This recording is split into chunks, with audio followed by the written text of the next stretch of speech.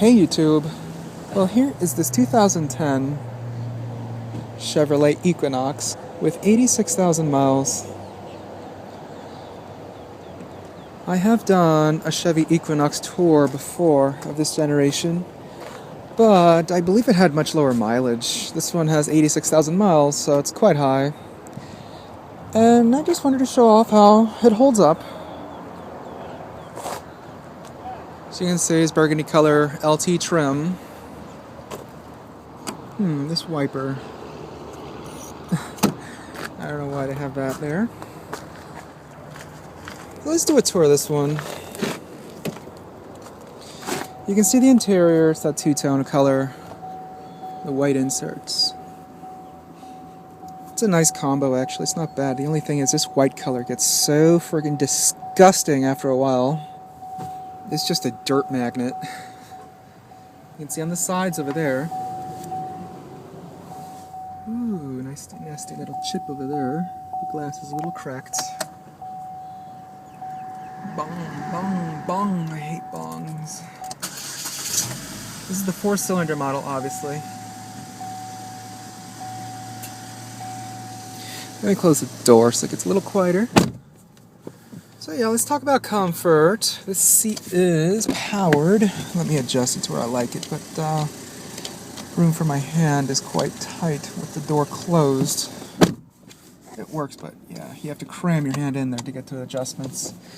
Thigh support is actually pretty good, and so is leg room. It's not bad at all. The seat can go way back, and I'm 6'1", and I fit comfortably. And look, I have the seat all the way back, and I can't hit the pedals. Woo! The seat can go way back to the front again. Has a humming noise. So yeah, it is quite comfortable in here, and it is quite wide. Have lots of shoulder room. And the seats are very plush too. The backrest feels quite open. It doesn't feel too bolstered on the sides though. You are still supported somewhat on your torso areas, and the lower section as well is quite nice. It's not bad. Doesn't feel quite flat. So let's talk about interior quality. I've done this before, and let me do it again. The entire dashboard is all this hard, cheap plastic. The entire thing. You can hear it. You go over the instrument cluster, it's this brittle, flimsy thing. I know you're not going to ever do this when you own one of these, but it's just to show a little attention to detail GM invested into this interior. It's not really of high quality. So yeah, you have this little pocket up here.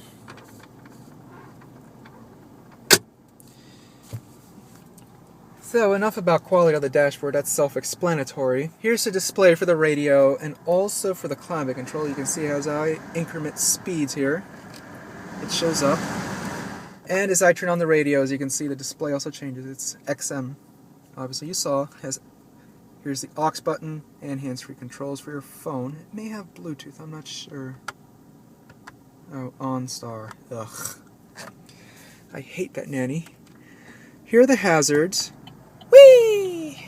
And your power locks. And I think this is the child lock, I think. That's what it seems to indicate. Let me focus in so you guys can see. Again, rest of the climate control, it's not dual zone. Vehicle info, you'll see that in the LCD up in the instrument cluster. Navigation, compass. So here's the in-CD, so this is where you load everything. You go down below, here's a little cubby area, storage, power outlet down there.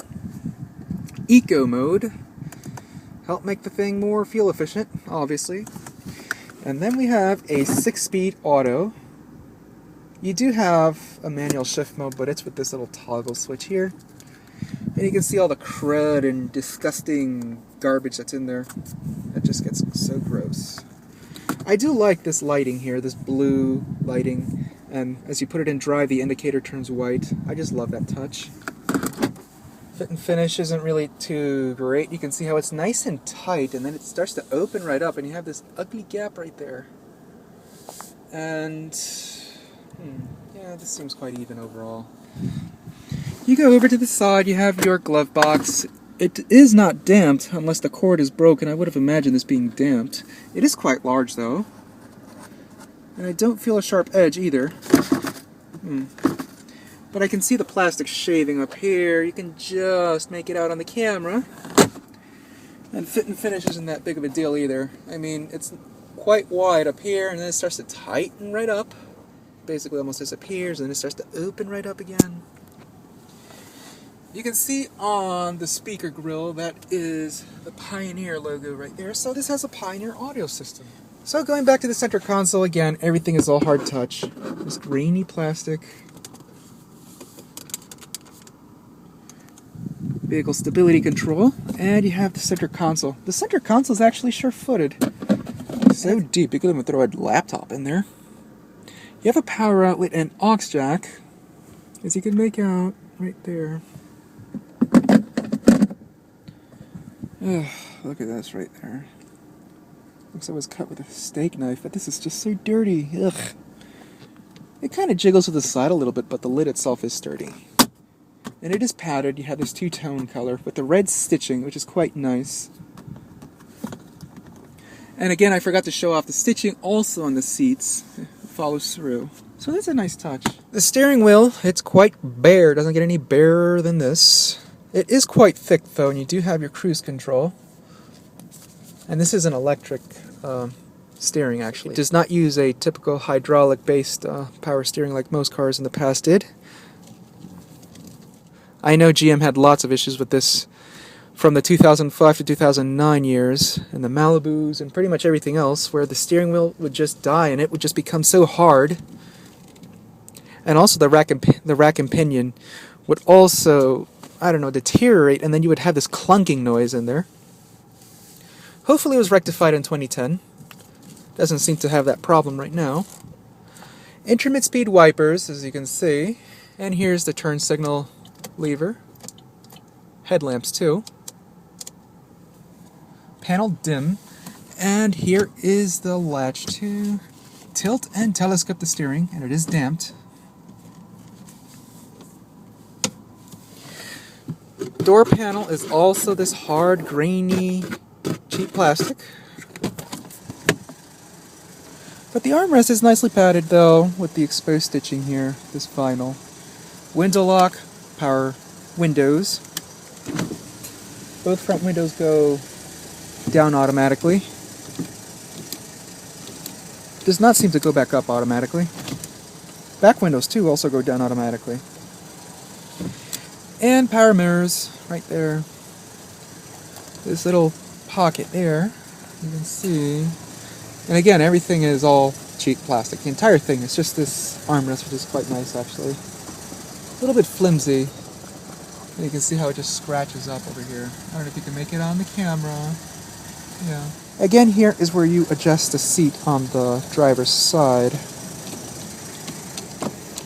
Thigh support, backrest, and lumbar support, which is actually quite good.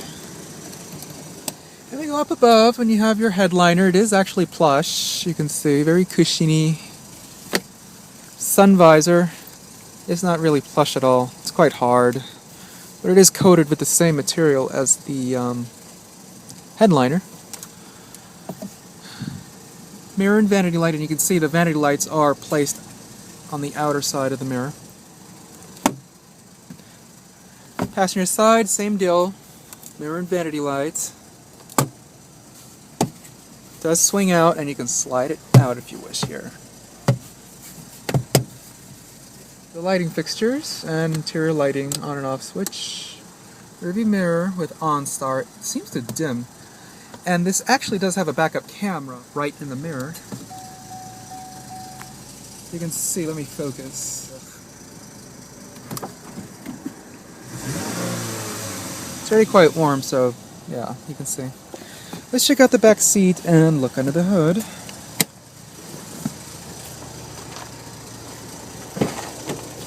Legroom is quite good, and the seat was adjusted roughly to where I liked it. And you can see, it's just great. How can you complain there?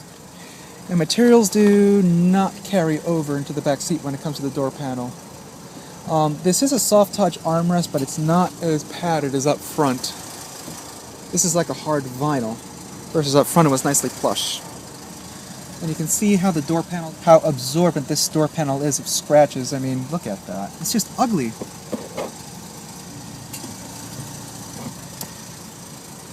And here is the back seat, which is quite firm. Thigh support is not too bad. Would have wished for more, but it's tolerable. You do have a power outlet right there. You can see. This is just so dirty. And here's the armrest with its cup holders, and it is plush and very sturdy. And here is the latch to fold down the seats. Nice and flat. And I forgot to show off oh shit handles on only 3 of the doors. As you can see up front. The driver does not have that. And they actually did a better job than Ford with this oh shit handle. The spring isn't exposed. They actually conceal it here. And for your information, these seats do not recline. It does slide forward though. You can see. That's what explains for the decent legroom. There's a little bar right there. So let's check out the cargo area. This does have 17-inch wheels and rear disc brakes.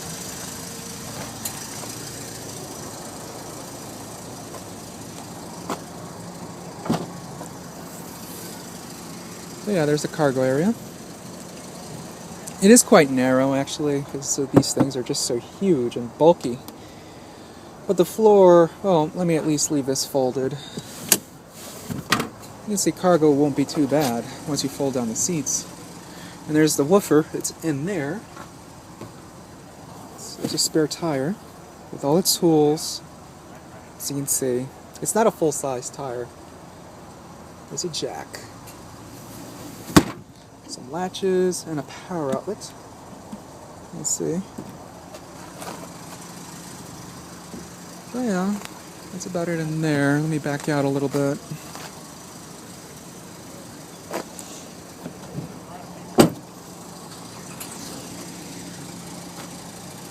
I sure hope that's the air compressor that sounds that way. I'm not liking that noise.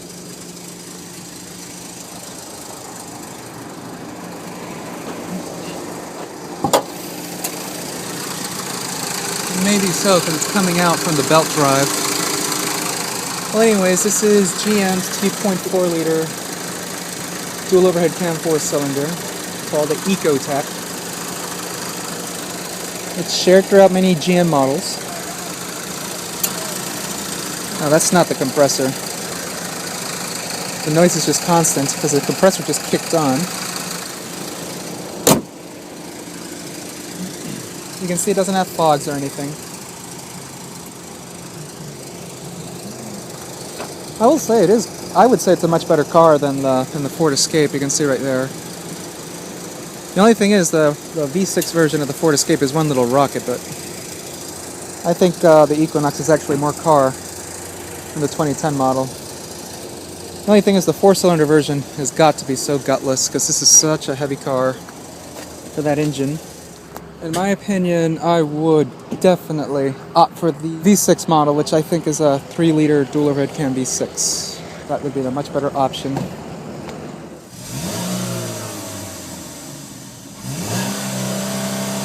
.4K rev limiter.